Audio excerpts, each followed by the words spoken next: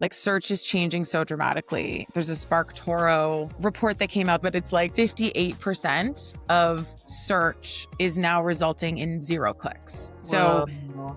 that's crazy, right? We've talked about website traffic being down, not just for us, but across the board, like in terms of the way that people are discovering is changing so quickly. And right now there's sort of this interesting sort of golden age of AI. What I'm referencing there is you didn't have the ability to manipulate, so to speak, SEO in the way that you currently have the ability to manipulate basically how search works in LLMs. What we're focused on now is how do we optimize our own content production that LLMs like and that mean that we show up in the right places at the right times.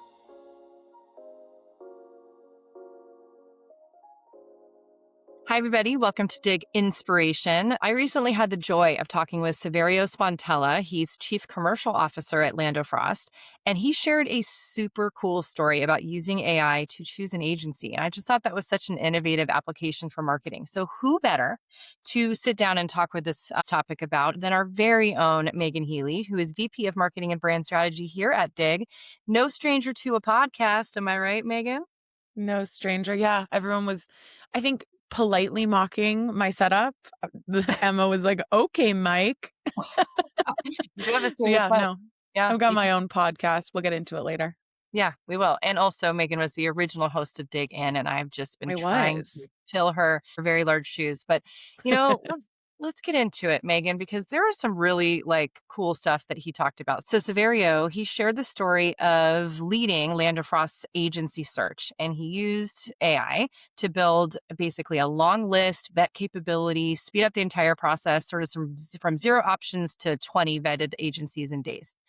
So that's a major shift, at least from my standpoint. So, how has choosing an agency really evolved from your perspective, especially now that AI can play such a big role in that early discovery and filtering stage? Talk to me. Yeah, I think it's really interesting because to some extent, this is all just about convenience, right? Like the convenience of that Mhm. information being packaged up. So I think there is a level of transparency when it comes to, typing into ChatGPT. These are the things that I'm looking for. Here are my success metrics, suggest some agency partners for me. But that's almost like perceived transparency from my perspective because Mm. you already had the ability to do that. It would just take far too long. So do I think, would I use ChatGPT to help me select my agency? Absolutely. As long as that initial brief is really strong of kind of what you're looking for. But I think on top of that, now that you can sort of use ChatGPT to get to the answer of who that short list of partners could be faster, I think it then comes back to how the agency themselves shows up, like the humans on the other end of Mhm. those initial phone calls, how those people show up and sort of live and breathe what you've learned through your ChatGPT search. I think there's also an element of I think if they are able to optimize ChatGPT to their benefit and show up for the right things and be aligned with the things that you're sort of hoping for based on that conversation, I think ultimately that means that I trust them as a marketer because that's Mm. not easy. I mean, ChatGPT is changing so LLMs in general are just changing so quickly, and being able to show up for the right things at the right moments when people are searching for you, that's hard. So, Mhm. it could just be that they've got a great agency themselves that are doing that for them. But I think, yeah, from my perspective, it makes you think not only about their ability to leverage AI, but also how smart are those people that you're talking to, the first, second, third call that you're doing as you're vetting the agencies. Yeah. Well, this is going to sound super naive, and you're going to be like, yeah, duh. That's like the whole job of marketing. But it makes it so much more important, what information is out there about your agency, like how Oh, you massively. present yourself on your website, like where you show up in articles and that kind of thing. It's just, to me, it creates a level of anxiety about what do the LLMs say about me? How can I make sure I make it to that list? Yeah. I think that it's really interesting because search is changing so dramatically. There's a Spark Toro report that came out that basically every B2B marketer is citing, but it's like 58% of search is now resulting in 0 clicks. So Whoa. that's crazy, right? I mean, you and I, we work together so closely. We've talked about website traffic being down, not just for us, but across the board, like in terms of the way that people are discovering is changing so quickly. And right now there's sort of this interesting sort of golden age of AI where if you're smart, and I have very smart people on the marketing team who know more about this than I do, but if you're smart and you can figure out how to produce content on your own that the LLMs appreciate and like, you're actually the golden age part. What I'm referencing there is you didn't have the ability to manipulate, so to speak, Oh, SEO in the way that you currently have the ability to manipulate oh, basically how search works in LLMs. okay. So we have an entire strategy, whereas before we might have been focused most on sort of organic search and how we can show up, at the top of a search bar. What we're focused on now is how do we optimize our own content production and Mhm. perhaps even just have content sitting in the background that LLMs like and that mean that we show up in the right places at the right times. Yeah. I don't know. Feels like a lot to manage. I'm glad that we have the right people on it here at Dig. Going back to the Severio conversation, he talked a lot about how, the AI, it helped with a lot of the upfront heavy lifting, but that human filter really mattered. And so Yeah. I don't know. I'm curious your thoughts there. Where do those human beings essential, like where do they have to show up? Even when AI becomes a bigger part of the process, but like in what moments do we need to see that human touch? I think that once I get to the point of having a short list of, say, 3 to 5 agency partners in this situation, that's when I want to talk to people. I want to vet the humans Mhm. behind what I'm looking at.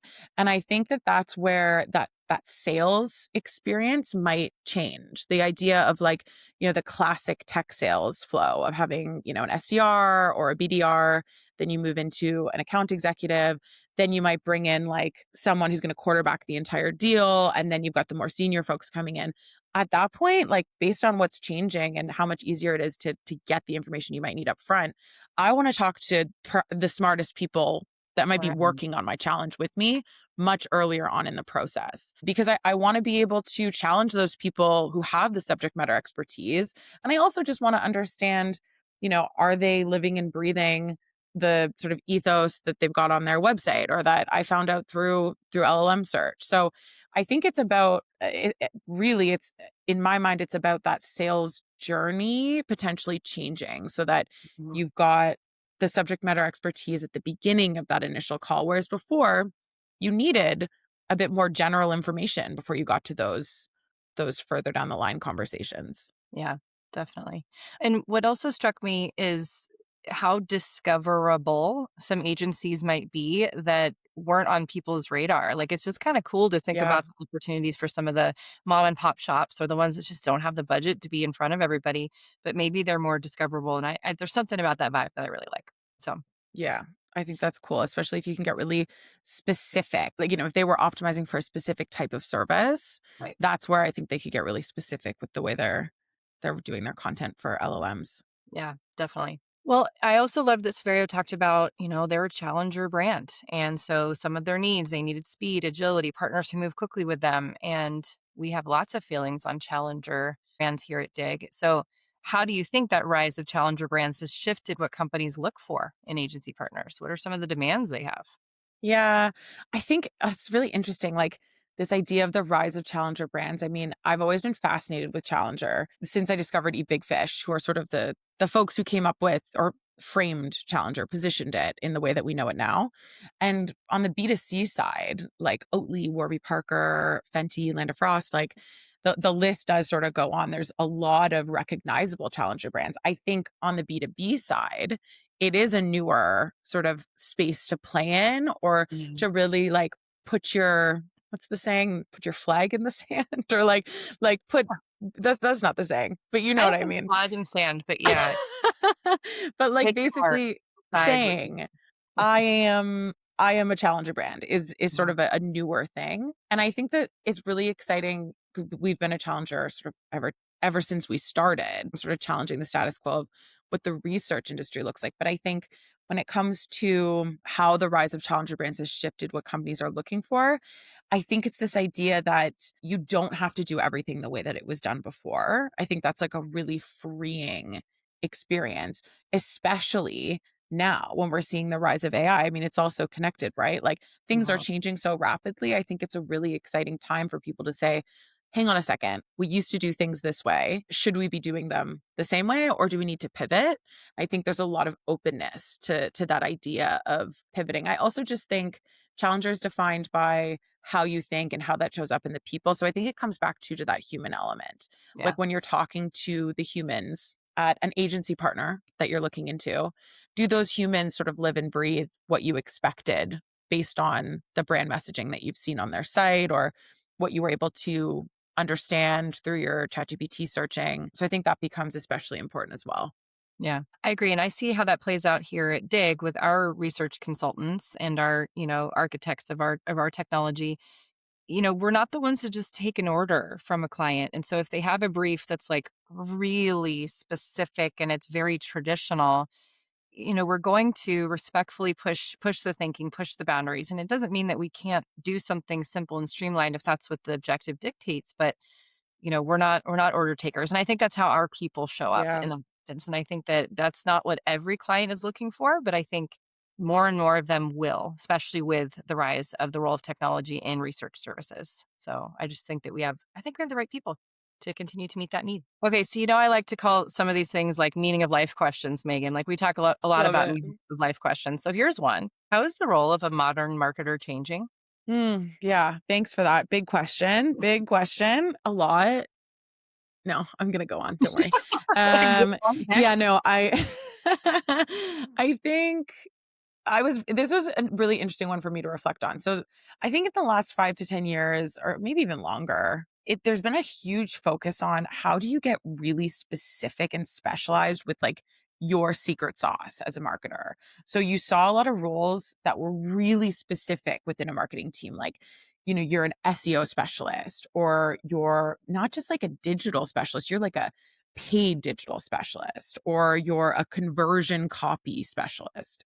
I'm going to stop saying the word specialist, but you guys get what I mean here.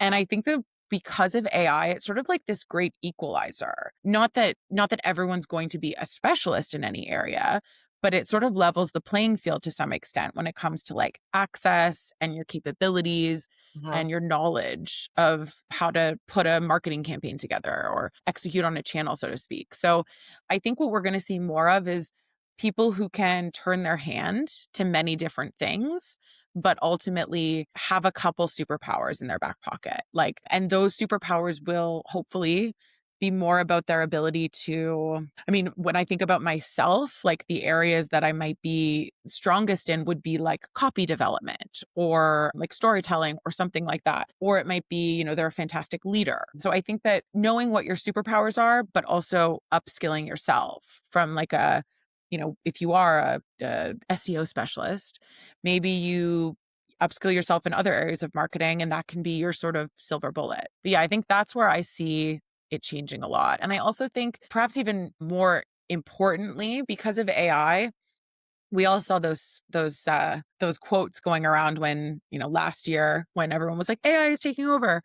And it was this idea that like the people who are being left behind are the people who aren't embracing or like learning how Yeah. to leverage AI. So I think this idea of having a growth mindset and being really curious and experimental with new things that are going on within your space, I think that's going to be critical, because if you're not willing to evolve with what's happening, that's when, yeah, it becomes hard to keep pace. Yeah. So ageism.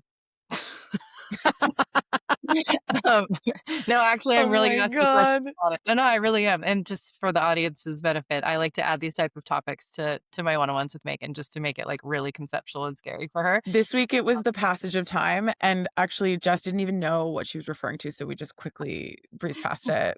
Yeah. But back to ageism. No, I really do. I want to ask you about this because I think that your team is particularly gifted in experimenting with some of these new AI capabilities and advancing some of the efforts. And I just think it's really cool. You also happen to have a younger team in terms of number of Yeah. years of experience in the industry. I don't know. Do you think that like how important is it for you to have a balance of some of these generational perspectives? Is it that, or is it more about their profile? Like if they were advanced in their career number of years wise, Mm. that the people on your team would still adopt with the same ferocity as they do. I think that there's absolutely stereotypes around, younger people being more like hungry and curious and willing to experiment. And I think to some extent, those stereotypes had valid roots, like Mhm. this idea of a generation who grew up in technology, like using technology all the time. I kind of get why they might be more willing to, try out a bunch of different things because they're just inherently a little bit more comfortable. But I do really think, like, I've worked with some people who are older than me, like by a few years or significantly. And I think they've been far more experimental than I have. So I do think that it comes down to how much energy you have for that kind of thing, how much that lights you up, and whether or not you have that inherent curiosity. It's the curiosity. Sorry to interject, but that's exactly where my brain was going because my kids are 16 and 14, and I don't see them experimenting with anything. Like, yes, they've grown up with an iPhone in their hands, which is a sad, comment on my parenthood ability. But they also are like not even, they're not using AI in the ways that I'm using AI. And I wonder True. if everything is served up to you from the beginning of your life that you remember using technology or having to write a paper for school or whatever, do you lose some curiosity that might be born into the rest of us that are just trying to figure it out as we go? Yeah, I think that's fascinating. I would love to do a whole other episode on that because I Mhm. think that like, we're in that age of convenience, right? Where when you get so used to something being convenient, this idea of even leaving your house, like, people are like, oh, I don't need to get connection. But then we have a world of burnt out and lonely people. So I think people think that they can get everything they need through Yeah. their devices or through technology. And actually it's the opposite. And they're not necessarily engaging in the world in as maybe a curious way as we might have because Yeah. we grew up that way. I don't know. Yeah. Yeah. Go live your life, bro. Tavero talked about some kind of interesting use cases of AI too, like plan a vacation, travel guidance, all that kind of stuff. What are some of the more unexpected or delightful ways that you've used AI lately? I mean, okay, so I have two things. One is I really do not think that you can replace the act of, like, writing on paper. Like, I Mhm. love, like, a journaling moment or whatever. I also still have a notebook where I put all of my, daily tasks or whatever. But I did this sort of, like, vision boarding exercise. This is, like, gonna get a little woo-woo over the weekend, and I took all my notes and put those into ChatGPT, and it Mhm. sort of created, like, a plan for me. Like, if Oh, this is where I wanna be in 3 to 5 years, like, what do I need to do in different areas of my life? So that was fun. And then I guess more practically, I mentioned at the top of the episode, I have a podcast with one of my best friends. It's not work related, but it's just about being a woman in your 30s, and we have used ChatGPT to basically create like an entire competitive audit. We did our own, research outside of ChatGPT, but it's come up with a plan for us. We use it to like track where we're at and sense check our copy. And it's super fun because, we're doing this off of our own back. I don't have a team behind me. So it's been an amazing partner, even creatively, to be like, does this sound good? How could we make this sound better? Yeah, it's been really fun. yeah, it's fun, and I risk like rabbit holing sometimes because I'll use it. I'll do that thing like what's something that you think my superpowers are or whatever, and it's crazy how insightful and then how much I Oh crave my that like gosh. I know. the feedback. I'm like, are you becoming my therapist? Because it's a little dicey, but There I was also something that came out this summer. I don't know if you saw it, that it was like, what was it? It was something along the lines of like, what are my blind spots? Give it to me yeah, straight. yeah, that And one, that was so addictive. yeah. Oh my gosh, yeah, me and my friends sat around after a couple glasses of wine and just read each other's out. It was like people were getting teary-eyed. It was insane. Ah, totally. I had the same experience. I know. It was really nuts. And I love how Severio talked about like you have to get stern sometimes with AI. You gotta like, you gotta get stern. I And I love love it. that because I get really like unreasonably frustrated when ChatGPT in particular like doesn't do what I ask it to do, or if it moves too quickly on something I haven't yet asked it to do. And I'll say, why are you already giving me a solution? I haven't even defined the problem. Like I speak very slowly today. I I know. think I'm being put on some, like, AI Karen list because I really do have an attitude sometimes, and it doesn't deserve it. It's just trying to help, but sometimes you Yeah, have but sometimes I'm like, "Oh my god," like, I roll my eyes. It's like, "Wow, what an insightful list." I'm like, "Oh god, stop it." No, I'm talking about when it actually goes against my instructions. I'm like, "Why did you do that?" Why did you do that? Or I'll point How out dare you? this part was incorrect. Like, and it'll apologize profusely and then redo it. But I'm like, yeah, don't do that again. So I get the being How dare stern, you? and I think it's, but I'm also very polite, and I need to understand the whole. Am I wasting the world's resources when I say please and things? So I don't know. I'll figure that out. But It's a all weird part of one. the journey. All part of the journey. Well, thank you so much for taking time to chat through it. I thought it was a great episode. Thank you for your support of the podcast in general and this conversation. It was great to get your take on some of the evolution of the marketing discipline with AI. So thanks for your time. Yeah, thanks so much, Jess. Talk to you soon.